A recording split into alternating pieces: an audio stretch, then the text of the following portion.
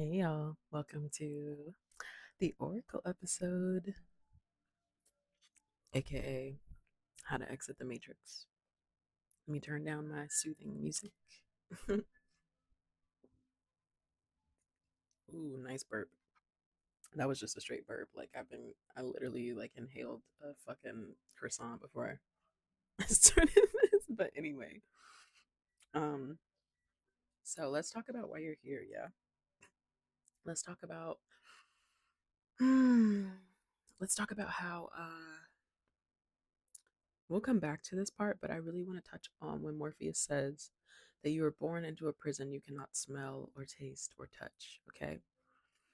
And within this prison, we cannot smell or taste or touch, yes, the one that we are existing in, or that you might be existing in if that's your choice.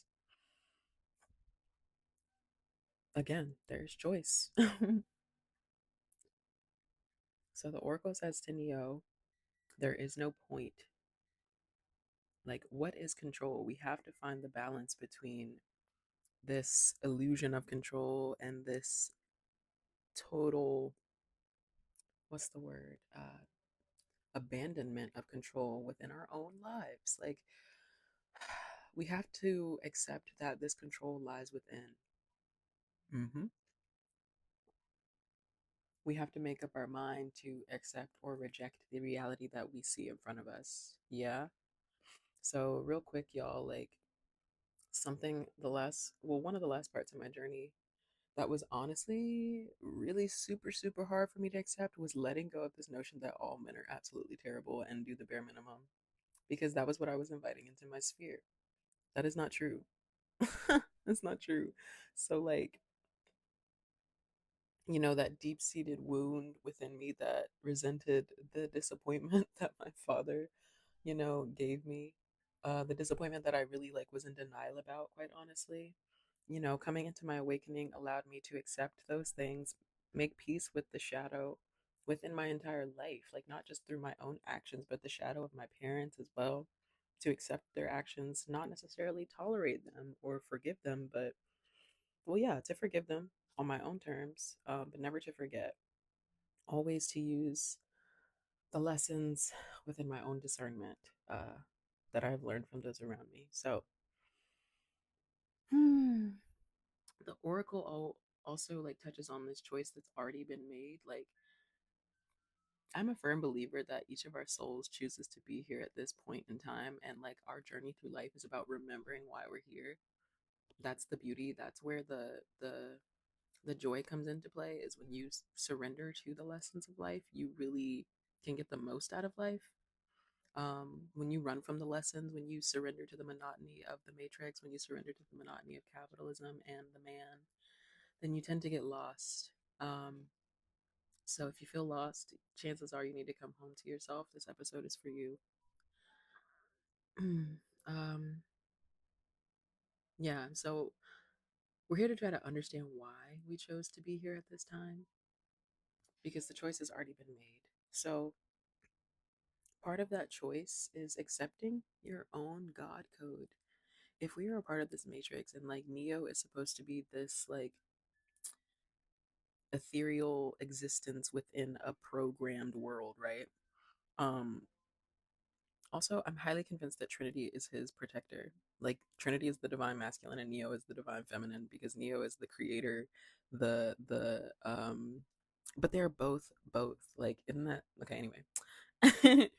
Okay, so accepting your own God code is the start of acknowledging the choice that God placed within you, the choice that the universal consciousness has already placed within you, the choice that lives within every single one of us, right? Forces you to hold yourself to a higher standard, doesn't it? Did y'all hear that car beep? Confirmation. Um, it forces you to hold yourself to a higher standard, but also to have grace for yourself, right? Because we all make mistakes. And if we are godly, then we need to have grace for the mistakes, because these mistakes have a purpose if we choose to find the lessons. Confirmation burp.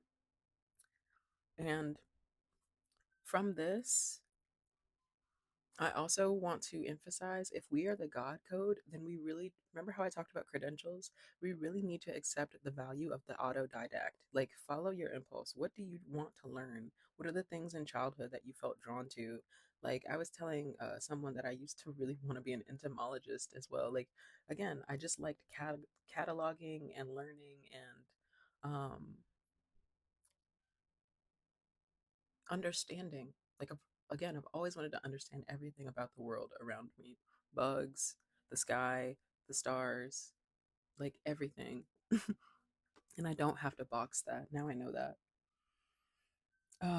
Okay.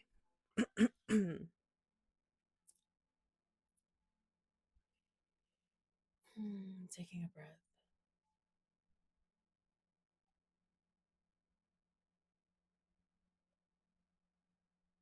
I encourage you all to always step forward, even in the face of worry. Like, things aren't going to exist without fear. Let's not, again, remember I told y'all we've been taught to fear, but fear is actually an activator. Like, that thing that we think is fear is an activator. Um, oh, I know what I was going to say. Let's kind of slide into the quantum realm of things because these are little bonus episodes. And I think I'll choose to dive deeper in like maybe next season once once there's more awakened souls. Um, but this notion of like the red pill versus the blue pill, right? And I think of like, okay, so what does red have to do with sight? Because in the Matrix, it's about sleep. It's about waking up, right? So supposedly blue disturbs your sleep pattern.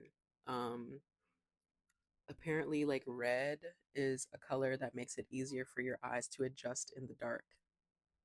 You see? So I would love to like dive deeper into that metaphor of red pill versus blue pill and like the significance of awakening and sight.